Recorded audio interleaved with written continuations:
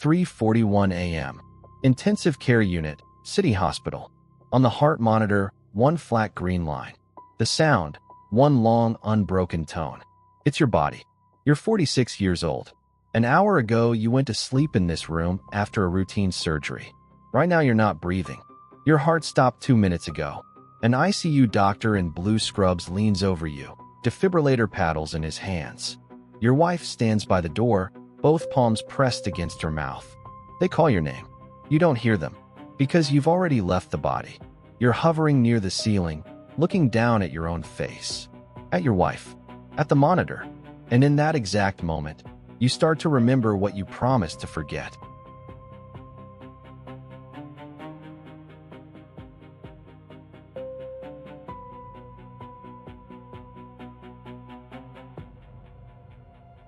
At first, you don't understand what's happened.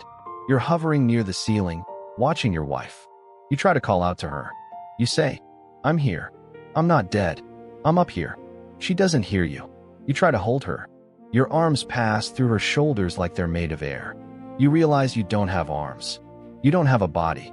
There's only a gaze, and thoughts, and something that feels. You try to sink back down toward the body, but something pulls you upward.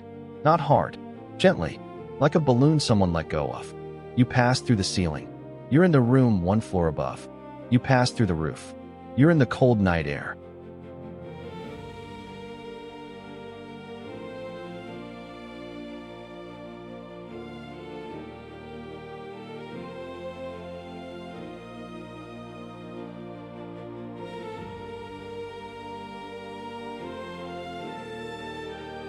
The city shrinks. You see your neighborhood, your street, your car parked in front of the building, the kitchen light in your upstairs neighbor's window. He's watching TV. You're not angry at him for the volume, the way you usually are. You're not angry at anything. You rise higher. The city becomes a grid of lights. The suburbs, dark patches with scattered villages between them. You see the whole city. You see the next city. You watch Eastern Europe slide into nighttime Scandinavia. You see the Atlantic. You see the sunrise burning over the Pacific on the other side. You discover that you're smiling, even though you don't have a face.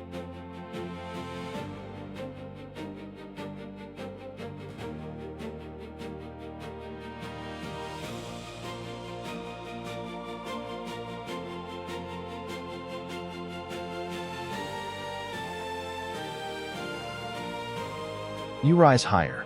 Earth becomes a blue sphere, then a blue dot, then just a grain of blue in the black. You see the moon off to one side. You see Mars, Jupiter. You see the sun, and you don't have to look away. You don't have eyes to look away with. You see everything at once. And you hear a strange sound. Not a voice, not music, more like a hum. Warm, low, like a room with an old tube amplifier left on. You realize it's the sound of the system running. And for the first time you understand.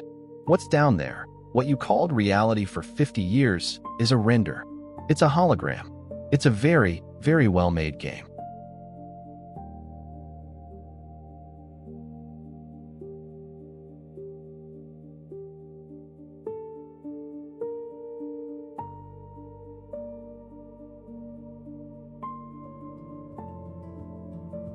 And then you hear a voice, not in words, not in sound.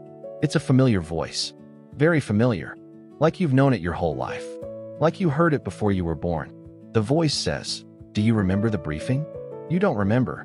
The voice says, "Of course you don't. That's part of the agreement. You'll remember now." And in that same instant, a room opens in front of you. Not a room, a hall, vast, bright, with no walls.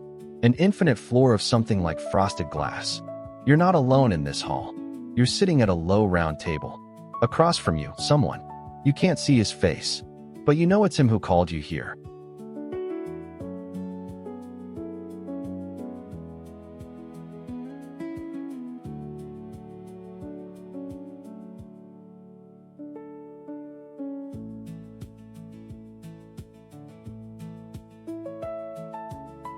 You remember. It was 50 years ago. Not in Earth time, in your time. You sat at this same table, and they showed you a contract. On the contract, one word, Earth, and a list of instructions. There were 12. You signed them. You agreed to forget them. That was the central condition of the visit. If you remembered them down there, the experience wouldn't work. You wouldn't learn. You'd just be taking a test with the answers in your pocket. So they handed you amnesia. That's why you were born crying. You weren't crying from pain. You were crying because you'd just forgotten everything.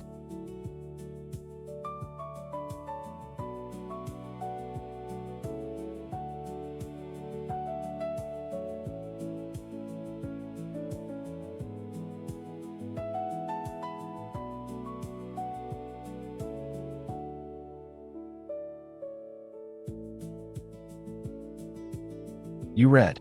First instruction. You will forget who you are. This isn't punishment. It's permission. Otherwise, you couldn't play the part honestly. Second instruction. The body is a costume. Don't mistake the costume for the actor. You remember being afraid of wrinkles, hating your nose as a teenager, standing at the mirror and seeing only flaws. Third instruction. Pain is a teacher, not a punishment. When it hurts, listen. Don't run. You remember the pills, the beer, the endless scrolling. Everything you used to drown the pain instead of hearing it. Fourth instruction. Love is the only real currency. Everything else is casino chips, which turn into worthless tokens the moment you walk out the door. You remember there were 120,000 in your wallet. You realize you carry none of it with you.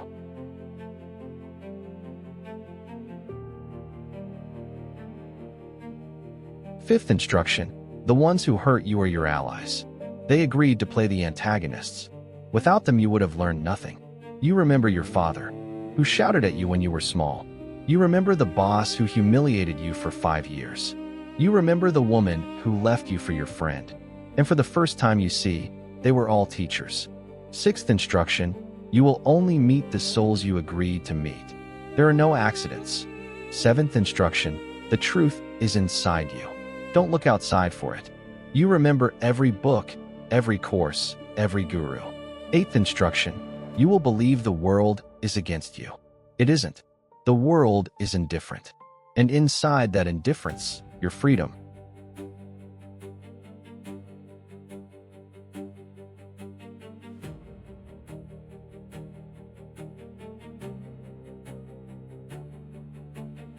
Ninth instruction.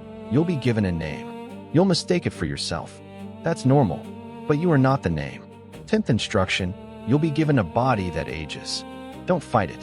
Thank it. It carries you. 11th instruction. You'll think you don't have enough time. You have exactly as much as you need. Not 1 second more. Not 1 second less. 12th instruction. The last one. When you finish reading, forget. Or the play won't work. You read it. You signed it. They handed you amnesia. You were born.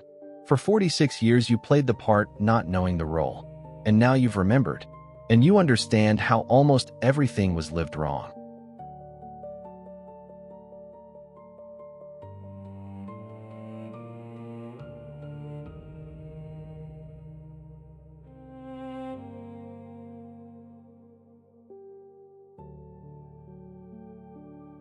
The voice says, look again.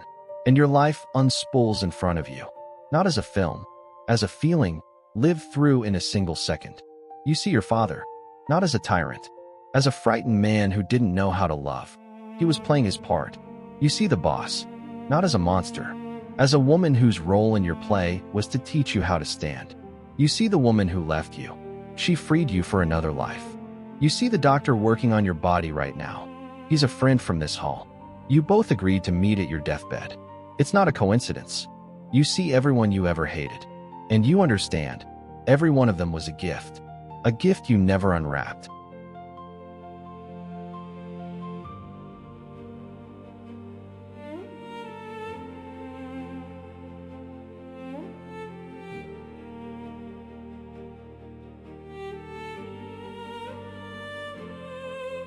You see your pain, the divorce, the year you drank every night, the month you couldn't get out of bed, the conversation with your mother that kept you up for 3 nights, your father's funeral, the day your business went bankrupt, the night you cried in the car, knowing you couldn't tell anyone.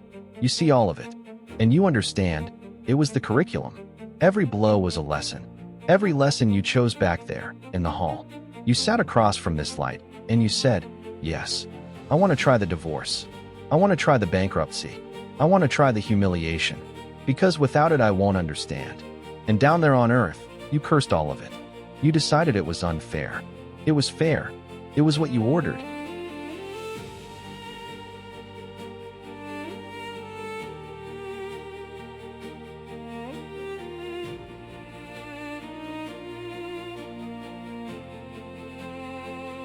And then you see what hurts the most. You see the love you didn't live. The phone call to your mother you never made. The apology you never spoke. The words you didn't say to your wife yesterday morning. The hug you never gave your son. The walk with the dog you couldn't find time for. The sunsets you walked past without lifting your head. The cups of coffee you drank while staring at your phone. Every one of those moments was written into the contract. They were given to you. They were waiting for you to unwrap them. Most of them you never opened. Not out of malice. You were just in a hurry. You were running towards something in the future. And it was already here, in the moment you ran past.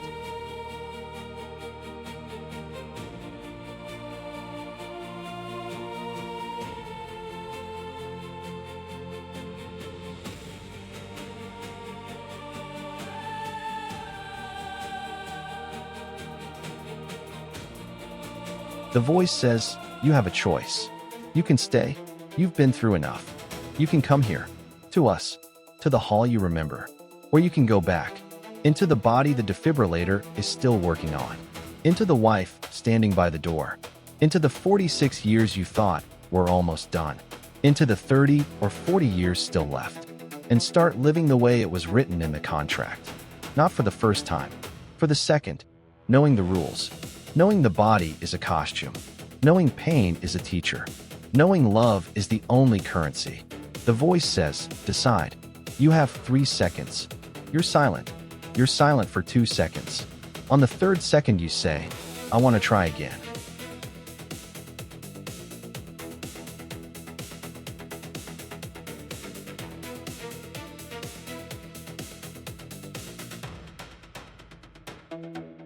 Something pulls you back. Slowly at first. You see the hall recede. You see the light recede. You see the figure recede. The one you won't be able to describe in words later. You're falling through black space. You see Jupiter, then Mars, then the moon. Earth grows. The Atlantic. Scandinavia. Eastern Europe. The city. Your neighborhood. Your hospital. You fall through the roof. Through the ceiling of the floor above. Through the ceiling of your own ward. You see your body from above. The doctor has just lifted the paddles off your chest. Your wife has lowered her hands. They're both staring at the monitor. The monitor still shows a flat line. You drop down, and at the very last instant, you dive back into your own chest.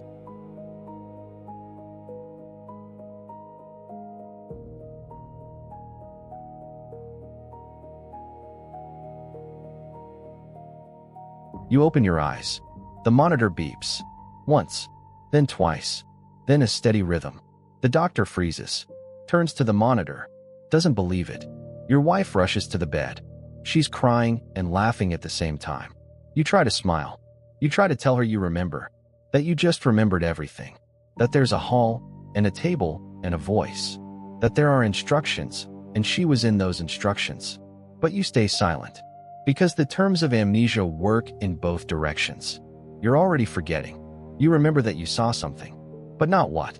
By morning you'll have forgotten almost everything. By the end of the week you'll have forgotten that anything happened. In a year you'll be telling it as a dream. One sensation has been left for you.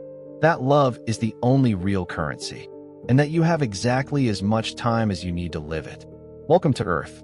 One more time.